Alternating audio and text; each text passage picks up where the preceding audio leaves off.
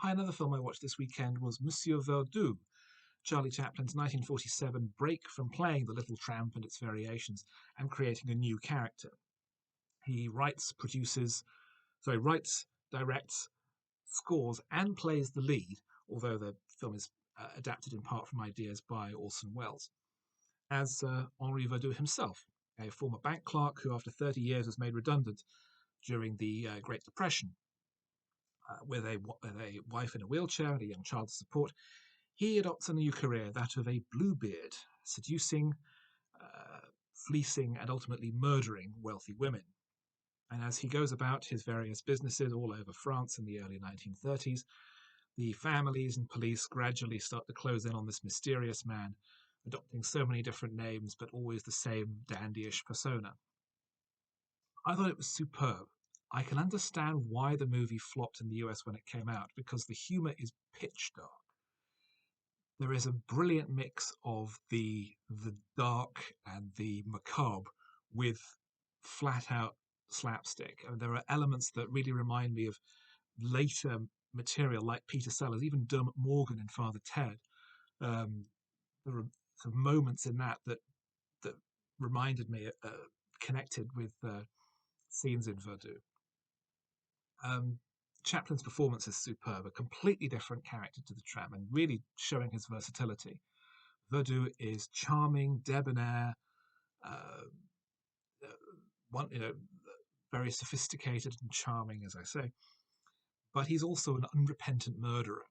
And even later in the movie, as the police start to catch up with him, he has absolutely no remorse for what he did. And I find that very refreshing. Even though the people he killed were, at worst, just a bit mean or vain, Verdoux is so captivating a character and so engaging a personality that you really start to connect with him, despite all the horrible things he's doing. It's a brilliant performance by Chaplin. The direction does feel like it echoes somewhat Orson Welles' style. There's a sense of deep focus photography. There's even a wonderful scene where he's escaping from the authorities, runs down away from the camera, and then hurdles a wall at the end, which is a fantastic bit of physical comedy. And it's exploiting the style of Welles' direction, I think, for its comic potential. The music is Chaplin's usual, uh, something of a wash. It's fine, but it's more sort of background score rather than anything else. And the script is wonderfully witty, and the fact that it combines these very difficult elements of having Verdoux be this monstrous killer, but also a devoted husband and loving father, it makes it so much more interesting and so much more awkward and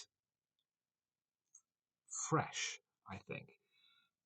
That, along with the various allegations made against Chaplin at the time, that he had married someone who was a lot younger than himself. I believe she was 16 or 17 years old, and also some bizarre claims that he was a communist, meant that the movie struggled in the US, but it was a big hit in Europe, where I think that style of humour could really engage with people, particularly in the wake of the Second World War, where people felt that they could laugh at darkness.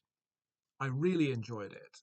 Having only seen a few of Chaplin's earlier films, this was a bit of a break, but it's a very strongly written, engaging, funny, psychologically interesting story.